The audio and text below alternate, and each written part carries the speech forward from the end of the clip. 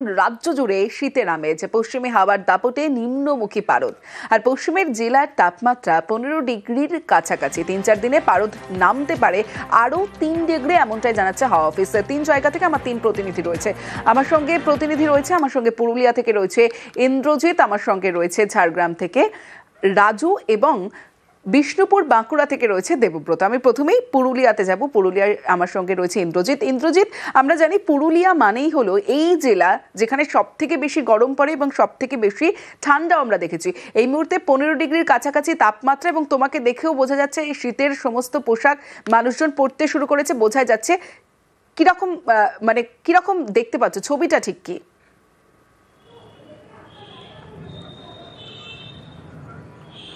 দেখো তমস্বী, একেবারেই শীতের যে ছবি হয় ঠিক সেই রকমই, তবে একেবারে এই ঠান্ডা সকালের দিকে থাকছে এবং সন্ধ্যের পর থেকে এই ঠান্ডা থাকছে। আজকে জেলার সর্বনিম্ন তাপমাত্রা 15 ডিগ্রি এবং একেবারেই ঠান্ডা, বেশ শীত লাগছে সন্ধ্যের পর থেকে। এবং সকালের দিকে আমরা দেখছিলাম যে যারা একেবারেই মর্নিং ওয়ার্কে বেরিয়েছে বা যারা কাজকর্মে বেরিয়েছে তারা ভারী শীতবস্ত্র পরে বেরোচ্ছে এবং একটু বেলা বাড়লেই এই আবহাওয়ার পরিবর্তন হচ্ছে।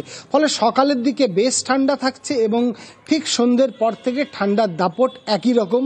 এবং তোমাকে যেটা বললাম, জেলার সর্বনিম্ন তাপমাত্রা 15 ডিগ্রি, ফলে স্বাভাবিকভাবে বেশ ঠান্ডা পড়েছে এবং এই ঠান্ডাকে উপভোগ করতে আমরা দেখছিলাম অযোধ্যা পাহাড়ে পর্যটকদেরও ভিড় দেখা যাচ্ছে। এবং জেলার মানুষ যারা রয়েছে, যে জেলাবাসী রয়েছে, তারা এই শীতকে উপভোগ করছে। শীতের সকালে ঠিক আমরা যেমন ছবি দেখি একেবারেই চায়ের দোকানে আড্ডা, এবং সন্ধ্যের দিকেও আমরা দেখছি চায়ের দোকানে আড্ডা। যারা আড্ডা মারছে তারা একেবারে শীত বস্ত্র, মাথায় টুপি, মাফলার নিয়েই তারা বেরোচ্ছে। তার কারণ যেভাবে একেবারে তাপমাত্রা 15 ডিগ্রিতে পৌঁছে গেছে, ফলে শীতের অনুভূতি রয়েছে। এবং একটু যেটা বললাম তোমাকে, সকালের দিকে এবং সন্ধ্যের দিকে শীত থাকছে, কিন্তু দুপুরের দিকে শীতের অনুভূতিটা কিন্তু অনেকটাই কমে আসছে। এবং এই ঠান্ডা আগামী দিনে আরও বাড়বে বলে মনে হচ্ছে, যেভাবে তাপমাত্রা নিম্নমুখী হচ্ছে। এবং আমরা যেটা দেখেছিলাম যে 17 ডিগ্রিতে তাপমাত্রা নেমে এসেছিল, তারপরে 19 ডিগ্রিতে সর্বনিম্ন তাপমাত্রা ছিল এবং আজকে 15 ডিগ্রি তাপমাত্রাতে নেমে এসছে। ফলে আগামী দিনে আরো তাপমাত্রা বাড়বে এমনটাই বোঝা যাচ্ছে। এবং যারা শীতপ্রেমী মানুষজন আছেন তারা যে তাপমাত্রা আরো কমবে, এবং শীতপ্রেমী যারা মানুষজন রয়েছেন তারা যে এই শীতকালটা এবার উপভোগ করতে পারবেন তা বলার অপেক্ষা রাখে না। বিভিন্ন জেলার ছবিটা সে কথাই বলছে। অন্যদিকে আমরা চলে যাব, আমরা বাঁকুড়া থেকে রয়েছে দেবব্রতর সঙ্গে কথা বলবো। দেবব্রত, সেখানে এই মুহূর্তে টেম্পারেচার কত এবং এখনো পর্যন্ত কি জ্যাকেট, মাফলার দেখা যাচ্ছে বাঁকুড়ার বিষ্ণুপুরে?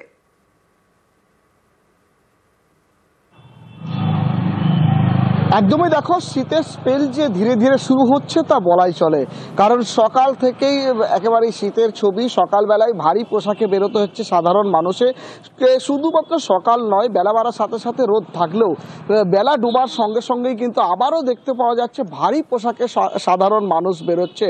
আজ বাঁকুড়া জেলার সর্বনিম্ন তাপমাত্রা ছিল 15 ডিগ্রি সেলসিয়াসের কাছাকাছি, অর্থাৎ লালমাটির জেলা বাঁকুড়া যে চুবুথুবু ঠান্ডা, সেই ঠান্ডা এখনো না পড়লেও তবে এখন থেকেই যে শীত পড়েছে তা বলাই চলে। আর শীত মানেই মানুষ উপভোগ করছে এই ফুরফুরে শীত, কারণ মন্দিরনগরী শহর বিষ্ণুপুর পর্যটনের শহর। ইতিমধ্যেই দূর দূরান্ত থেকে পর্যটকও ধীরে ধীরে ভিড় জমাতে শুরু করেছে এই মন্দিরনগরী শহরে। একেবারে আগুনে হাত সেকে নেওয়া থেকে শুরু করে গরম চায়ের ভারে চুমুক দিয়ে নিজেকে একটু গরম করে নেওয়ার পর্বই কিন্তু শুরু হয়েছে।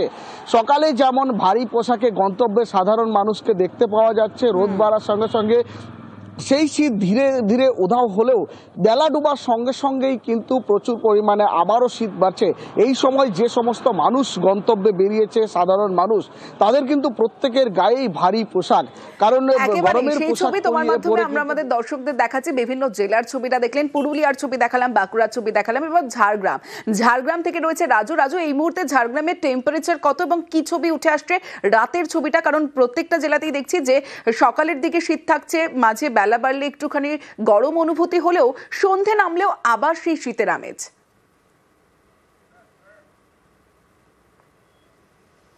দেখো, ঝাড়গ্রামের পরিস্থিতি একদম একই রকম। কারণ ঝাড়গ্রামে যেমন সকালবেলায় যেমন কনকনে শীতল হাওয়া বইছে, এবং তার সাথে যে শীতের অনুভূতি তা মানুষজন পাচ্ছেন। কারণ সকালে যে সমস্ত মানুষজন বেরোচ্ছেন তারা ভারী কাপড় জামা পরেই বেরোচ্ছেন, কারণ গরম কাপড় জামা না পরে বেরোলে বাইরে বেরোনো যাচ্ছে না। বেলা বাড়লে কিছুটা গরম থাকছে, কিন্তু আবার বিকেল থেকে একই রকম ভাবে। এখন যদি সন্ধ্যের ছবিটা দেখা হয়, তাহলে অধিকাংশ রাস্তাঘাট যেগুলো রয়েছে সেগুলো ফাঁকা রয়েছে। কারণ অধিকাংশ জায়গায় এই সময় যে মানুষের একটা সমাগম থাকতো, কারণ যেভাবে শীত হঠাৎ করে পড়তে শুরু করেছে। কারণ আবহাওয়া দপ্তর যেটা বলেছিল যে পূর্বাভাস ছিল তাপমাত্রা কমবে, সেই জায়গায় আজকের তাপমাত্রা প্রায় 16 ডিগ্রি রয়েছে। সেক্ষেত্রে হয়তো আগামীকাল আরো তাপমাত্রা কমবে, এবং এই তাপমাত্রা কমলে যে শীতের অনুভূতি, সেই শীতের অনুভূতি নিতে বিভিন্ন জায়গা থেকে যেমন পর্যটকরা এসে ভিড় অর্থাৎ করবে, যে ঠিক তেমনই পর্যটকদের এই সময় চলে আসার কথা, ঝাড়গ্রামের যে সমস্ত জায়গা রয়েছে ঘোরার জন্য, সেখানে ঘোরার জন্য মানুষজন চলে আসে, সেই মানুষজন কিন্তু এখনো পর্যন্ত আসেনি। এবার শীতের টেম্পারেচার কমছে, এবং যত টেম্পারেচার কমবে, যত শীত বাড়বে, এবার পর্যটকরাও ঝাড়গ্রামের দিকে যাবেন এবং ঝাড়গ্রাম ঘুরতে যাবেন, এটা বলছে যারা পর্যটনের সঙ্গে যুক্ত, যারা ব্যবসায়ীরা রয়েছেন তারাও বলছেন। আশা করা যায় এই শীত আরো কমবে এবং শীতে মেতে উঠবে মানুষ। এবং যদি জেলার পাশাপাশি কলকাতার দিকে নজর রাখি, গত রাতে কলকাতার তাপমাত্রা 20 ডিগ্রির নিচে, এবং গত রাতের এই টেম্পারেচার রাত হতেই নামছে পারদ। জ্যাকেট মাফলারে শীতের আমেজ। তবে এই শীতের আমেজ নিয়ে কতদিন থাকবে এই শীত, এবং শীতের টেম্পারেচার আগামী দিনে কি হতে চলেছে কলকাতা সহ জেলা আবহাওয়া দফতর কি বলছে, হাওয়া অফিসের বক্তব্য শোনাবো, দেখুন। এই যে টেম্পারেচারটা কমে রয়েছে এবং নর্মালের নিচে রয়েছে বেশ অনেকটা করে, কোথাও 4 ডিগ্রি, কোথাও 2 ডিগ্রি, কোথাও 3 ডিগ্রি। তো এই জিনিসটা আপাতত থাকবে আগামী 5 দিনই, এবং তাপমাত্রা খুব একটা পরিবর্তন হওয়ার সম্ভাবনা এই মুহূর্তে নেই। কারণ এখন আপাতত যেহেতু হিমালয়ের দিক থেকে ঠান্ডা বাতাসও আসছে, যার ফলে রাতের তাপমাত্রা যেটা কম থাকার সম্ভাবনা থাকছে। নর্মালের থেকে এতটা করে কম মানেই তো আপনি শীতে মানে সেই হিসেবে শৈত্যের মধ্যেই রয়েছে।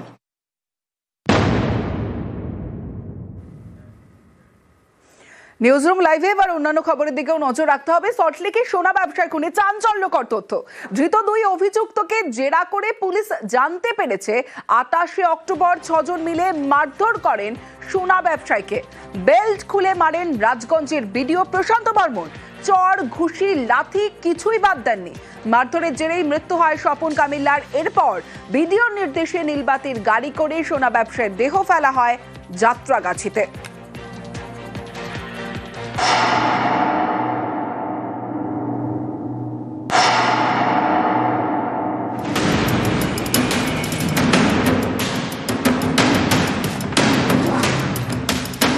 সল্টলেকের দত্তাবাদে দোকান সোনা ব্যবসায়ী স্বপন কামিল্লার। গত 30 অক্টোবর নিউ টাউনের যাত্রাগাছি থেকে তাঁর ক্ষতবিক্ষত দেহ উদ্ধার হয়। পরিবার খুনের অভিযোগ করেছে জলপাইগুড়ির রাজগঞ্জের বিডিও প্রশান্ত বর্মনের বিরুদ্ধে। এই ঘটনায় শনিবার বিডিওর গাড়ি চালক রাজু ঢালি এবং বিডিও ঘনিষ্ঠ ঠিকাদার তুফান থাপাকে গ্রেপ্তার করে পুলিশ।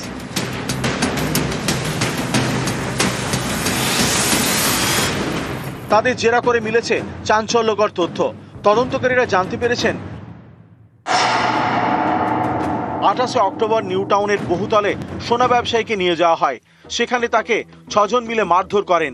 বেল্ট খুলে স্বপন কামিল্লাকে মারেন রাজগঞ্জের বিডিও প্রশান্ত বর্মন। লাথি, চড়, ঘুষি কিছুই বাদ দেননি। খুন করতে সোনা ব্যবসায়ীকে মারধর করা হয়নি। উদ্দেশ্য ছিল চুরি যাওয়া সোনার গয়না উদ্ধার করা। কিন্তু মারধরের সময় স্বপন কামিল্লার মাথার পিছনে আঘাত লাগে, তার জেরে মৃত্যু হয়। ধৃতদের জেরা করে পুলিশ জানতে পেরেছে বিডিওর নির্দেশেই নীলবাতির গাড়িতে করে সোনা ব্যবসায়ীর দেহ ফেলা হয় নিউ টাউনের যাত্রাগাছিতে। বিডিও নাকি সকলকে বলেছিলেন কিছু হবে না। 29 অক্টোবর অ্যাপ ক্যাবে কলকাতা বিমানবন্দরে যান বিডিও প্রশান্ত বর্মন। তার সঙ্গে ছিলেন ঠিকাদার তুফান থাপা। দেখুন, ঘনিষ্ঠ বলতে আমি কিছু বুঝি না, কারণ আমি যেহেতু একজন ব্লক ডেভেলপমেন্ট অফিসার হিসেবে কর্মরত আছি।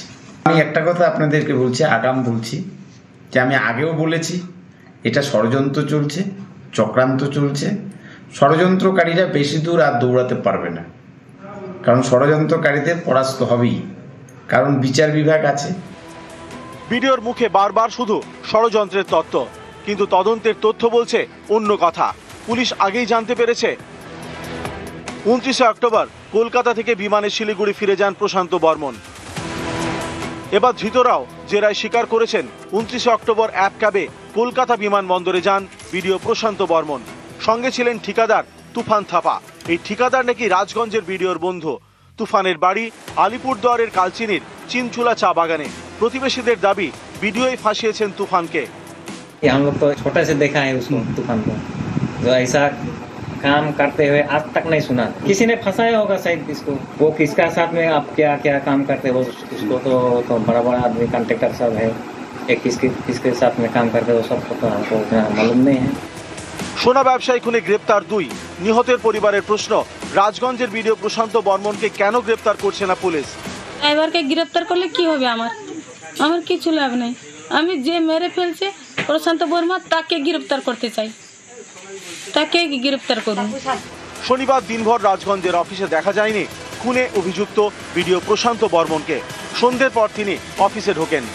আমাদের যেহেতু এসআরইআর এর কাজ চলছে, ফর্মগুলো বিএলআররা কি কাজ করছে, যেমন আমি নিজে যেমন আরও আছি, আমাদের ছুটির দিন বলে কিছু হয় না, আমাদের 24 আওয়ার্স কাজ করতে হয়, কিন্তু কাজ তো ঠিক রাখতে হবে। আমার তো অফিসটা করতেই হবে, অফিস তো জনগণকে তো পরিষেবা দিতে হবে।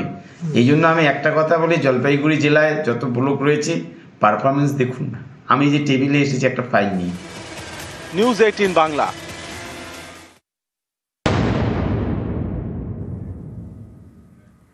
সবেতেই ষড়যন্ত্র তত্ত্ব। সোনা ব্যবসায়ীকে খুনে অভিযুক্ত রাজগঞ্জের বিডিও প্রশান্ত বর্মন। এবার তার চাকরি নিয়ে চাঞ্চল্যকর তথ্য। আরটিআই করে পাওয়া তথ্য অনুযায়ী 2017 সালে WBCS এক্সিকিউটিভ পরীক্ষার প্রিলিমিনারির সফলদের তালিকায় প্রশান্ত বর্মনের নামই ছিল না। পরে তালিকা সংশোধন করে তার নাম যুক্ত করা হয়। মূল পরীক্ষায় তিনি প্রথমও হন। রাজবংশী তাস খেলে রাজগঞ্জের বিডিওর দাবি এসব ষড়যন্ত্র। এই নিয়ে আগে থেকে মামলা চলছে কলকাতা হাইকোর্টে। এবার দ্রুত শুনানির দাবি করলেন আইনজীবী।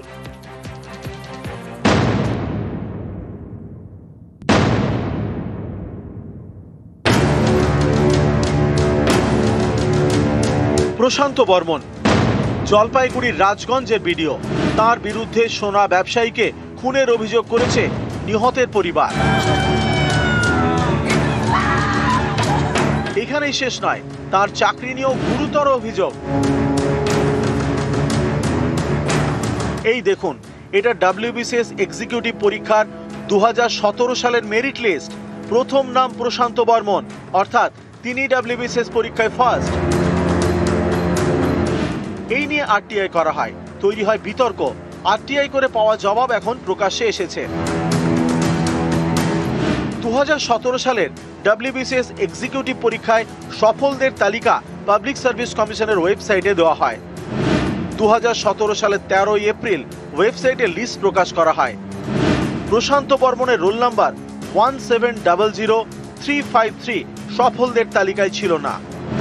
রোল নাম্বার 1700333 এর পরে যে রোল নাম্বারটি ছিল সেটি 1700375। 2017 সালের 21 এপ্রিল সফলদের তালিকার একটি সংশোধনী প্রকাশ করে পাবলিক সার্ভিস কমিশন। সংশোধনীতে প্রশান্ত বর্মনের রোল নাম্বার 1700353 যুক্ত হয়। কিভাবে রোল নাম্বারটি সফলদের তালিকায় ঢুকলো তার কোনো নথি কমিশন খুঁজে পায়নি।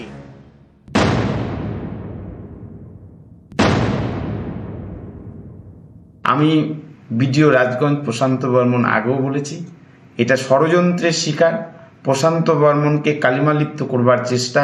একটাই কারণ, আমি যে সমাজ থেকে উঠে আসছি সেই সমাজের পাবলিক সার্ভিস কমিশনের ইতিহাসে আমি প্রথম রাজবংশী ক্যান্ডিডেট যে 1 র্যাঙ্ক করেছিলাম।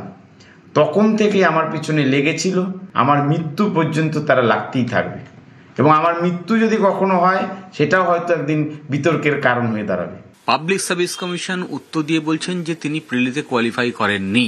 কোর্টের কাছে খাতা তুলে দিয়েছি, যেখানে আমরা দেখিয়েছি কিভাবে একটা খাতাকে ম্যানিপুলেট করা হয়েছে, এবং লেখা দেখলে স্পষ্ট বোঝা যায় হাতের লেখাগুলো বিভিন্ন লোকের। আমরা চেয়েছি যাতে তার চাকরি খারিজ হয়, এবং একই সঙ্গে পাবলিক সার্ভিস কমিশনের দায়িত্বে যারা আছেন, যাদের নির্দিষ্ট প্রয়াসে এই ধরনের বেনিয়ম করে নিয়োগ হওয়া এবং যার ফলশ্রুতিতে এই ধরনের দাবাং বিডিওর অ্যাপয়েন্টমেন্ট পাওয়া, তা বন্ধ করা যায়।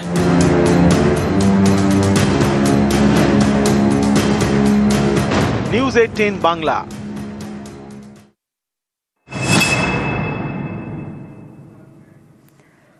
জীবিত হয়েও এসআইআর এ মৃত। প্রথমে দেখাবো, দেখুন, সুদেব পাল 2025-এর এসআইআর লিস্টে বাতিল তালিকায় নাম রয়েছে। জীবিত হয়েও এসআইআর এ মৃত।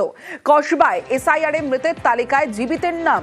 আতঙ্কে ভোটদাতা সুদেব পাল, তিনি রীতিমতো আতঙ্কে রয়েছেন। আমার সঙ্গে সরাসরি চলে যাব, আমার সঙ্গে রওনাক রয়েছে, কথা বলবো রওনাকের সঙ্গে। রওনাক, যে বিষয়টা জানতে চাইবো যে তার মানে তিনি ভোটদাতা সুদেব পাল, তিনি ভোট দিয়ে এসছেন, ভোট দেওয়ার পরও এসআইআর এর যে তালিকা, সেই বাতিল তালিকায় তার নাম, কতটা আতঙ্কে রয়েছেন, কি করবেন এবার? কারণ 2002-এর লিস্টে কি তার নাম রয়েছে? দেখো, একেবারে চিন্তার ভাস তো তার মাথায় পড়েইছে। তোমাকে বলে রাখি, 2002 সালে তার যে নির্বাচন তালিকা সেখানে নাম রয়েছে, এবং 2025 সালে অর্থাৎ চলতি বছরের জানুয়ারি মাসে যে খসড়া বেরিয়েছিল সেখানেও তার নাম রয়েছে। কিন্তু দেখা গেল তার নামে কোনো এনুমারেশন ফর্ম আসলো না। যে বাতিল তালিকা, মূলত যে মৃত ব্যক্তিদের নাম যেখানে উঠে আসে, সেই বাতিল তালিকার মধ্যে তার নাম উঠে আসলো, এবং তার পরিবারের যে বাকি 5 জন সদস্যর নাম, তাদের নামে এনুমারেশন ফর্ম এসছে। এই কাণ্ড থেকে তিনি কার্যত অবাক হয়ে গেছেন এবং রীতিমতো চিন্তার মধ্যে রয়েছেন। 1985 সাল থেকে তিনি এই কসবার 108 নম্বর ওয়ার্ডের বাসিন্দা, এখানেই ভোট দিয়ে আসছে। 2002 সালের নির্বাচন তালিকায় তার নাম থাকা সত্ত্বেও 2025 সালে যে খসড়া সেখানেও নাম রয়েছে। সঙ্গে থাকো, আতঙ্কে 40 বছর ধরে ভোটদাতা সুদেব পাল, তিনি আতঙ্কিত, 40 বছর ধরে তিনি ভোট দেন। কি বলছেন তিনি, শোনাবো প্রথমে। আপনি দীর্ঘদিন ধরে বলছেন ভোট দিয়ে আসছেন, যখন এই এনুমারেশন ফর্ম আসলো আপনার নাম কেন বাদ গেল, কি বলছেন? জিজ্ঞেস করেছিলাম, কিছুই বলতে পারেনি। কত সাল থেকে আপনি ভোট দিচ্ছেন? 1985 সাল থেকে ভোট দিয়ে আসছি। এখানকার স্থায়ী বাসিন্দা? স্থায়ী বাসিন্দা। আচ্ছা, আপনার পরিবারের বাদবাকি যারা সদস্য রয়েছে তাদের সকলের কি নাম রয়েছে তালিকায়? সবার নাম রয়েছে, শুধু আমারটাই নেই, সবারটা আছে। সেক্ষেত্রে আপনার 2002 সাল, যেটা বলা হচ্ছে 2002 সালের নির্বাচন তালিকা, সেখানেও তো আপনার নাম স্পষ্টত রয়েছে। 2002-এও ভোট দিয়েছে, কিন্তু এবছরের নাম আসেনি। এই বছরের নাম আসেনি।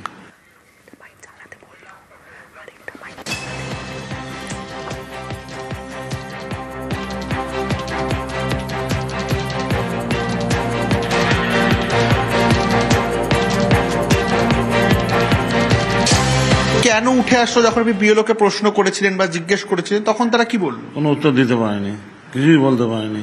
এবার কি করবেন? যথেষ্ট চিন্তার কারণ। সে তো দেখা যাক কি হয়। মানে পরবর্তী পদক্ষেপ কি থাকবে? আপনি কি নির্বাচন কমিশন বা কোথাও জানাবেন বিষয়টা নিয়ে? নিশ্চয়ই জানাতে হবে, ইলেকশন কমিশন বাদ দিয়ে দিয়েছে।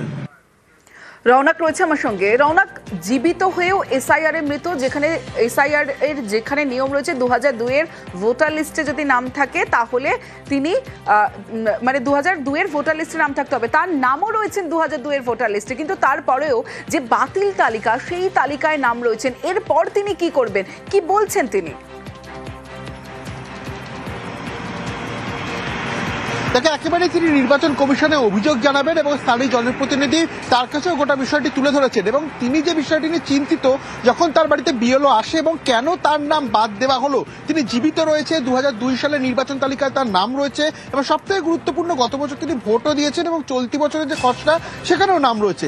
তারপরেও কেন তার নাম বাদ গেল, সেরকম সঠিক কারণ কোনো রকম ভাবেই কিন্তু এই বিএলও দেখাতে পারেনি, এবং নির্বাচন কমিশনে তিনি পরবর্তীতে অভিযোগ জানাবে এবং যথেষ্ট চিন্তিত রয়েছেন তিনি, কারণ জীবিত হয়েও মৃতের তালিকায় কেন নাম আসলো সেই কারণ কিন্তু এখনো তিনি খুঁজে পাচ্ছেন না। ইতিমধ্যে স্থানীয় জনপ্রতিনিধি তাকেও গোটা বিষয়টি জানানো হয়েছে। বেশ।